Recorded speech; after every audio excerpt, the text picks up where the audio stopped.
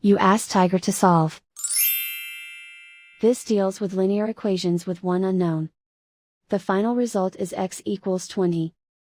Let's solve it step by step. Simplify the expression. Expand the parentheses. Simplify the arithmetic. Group all b terms on the left side of the equation. Subtract x from both sides. Group like terms. Simplify the arithmetic. Group like terms. Simplify the arithmetic. Group all constants on the right side of the equation.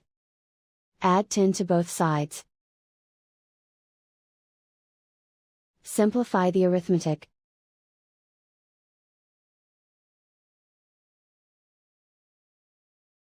And so the final result is x equals 20.